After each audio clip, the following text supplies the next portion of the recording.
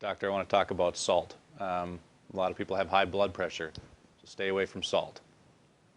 But we need it. Well, salt is an essential nutrient. Sodium and chloride. You cannot have nerve impulses without sodium chloride. They're an integral part of the biochemical system of nerve transmission. You cannot move water around in your body or retain it in the right compartments, inside your blood vessels, inside your tissues, inside the cells. You can't keep things in the right compartment without sodium chloride. The chief cells in your stomach cannot make stomach acid without salt. Okay?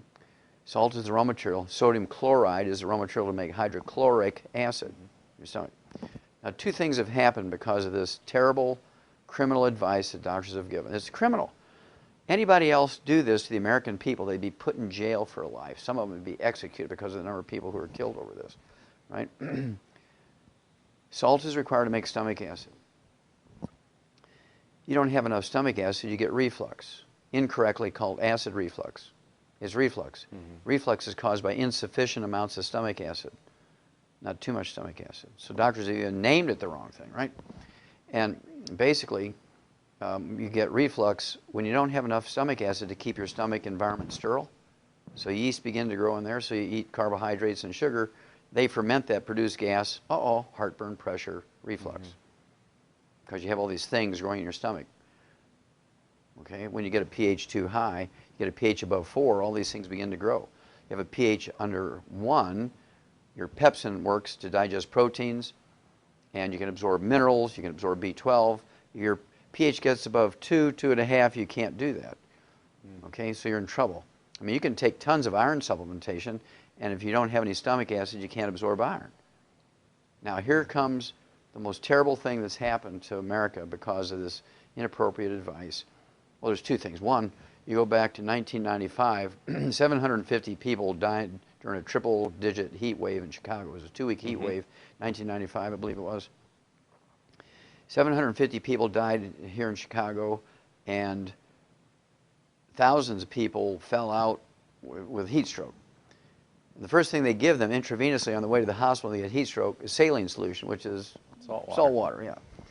And it's absolutely criminal that these 750 people who died were all ones who were on a salt-restricted diet. They're all seniors who were on a salt-restricted diet. They died of heat stroke because these doctors didn't have the courtesy to call these people up, and good manners just to call up and say, look, whether you believe in the salt-restricted diet or not, right now you need to put a couple of tablespoons of salt in a gallon of water, be sipping on that until the heat wave goes away. But they didn't do that.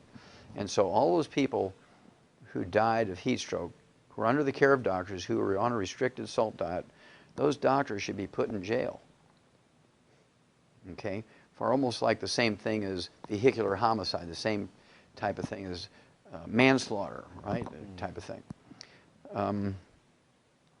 Then here comes the big one. Right now, on the average, this is a Mayo Clinic study, came out in 2009. They said that as many as 30%, 30 people out of 100 in America now have celiac disease and have trouble absorbing nutrients, and as a result, there's people with 25 legitimately diagnosed diseases, which are all nutritional deficiency diseases. They're going to 18 different specialists for all this. And they're paying, tens of thousands of dollars a day to deal with this, and it's simply a gluten intolerance, and they can't, their intestines are damaged, they can't absorb nutrients. Well, when you can't digest wheat, barley, round, oat glutens, and you absorb these big chunks of what's called polypeptides, your body recognizes and sets up an intolerance to those partially digested proteins. You get gluten intolerance, you get celiac disease, irritable bowel syndrome, inflammatory bowel disease, diverticulitis, ulcerative colitis, Crohn's disease. The doctor's approach to these diseases are cut your intestines out. I can't understand how they, you have a malabsorption problem, they want to cut your intestines out. That's really dumb.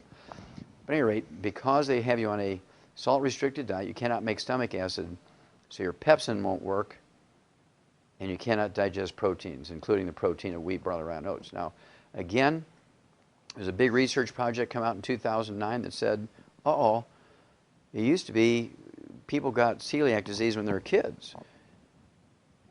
And if you recognize it, you can save them from all these terrible diseases because you can get them off of gluten and they'd be fine.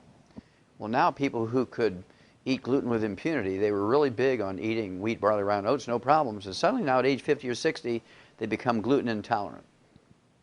Well, that's because over the years on a salt-restricted diet, they couldn't digest wheat, barley, rye, and oat glutens down to their simplest amino acids.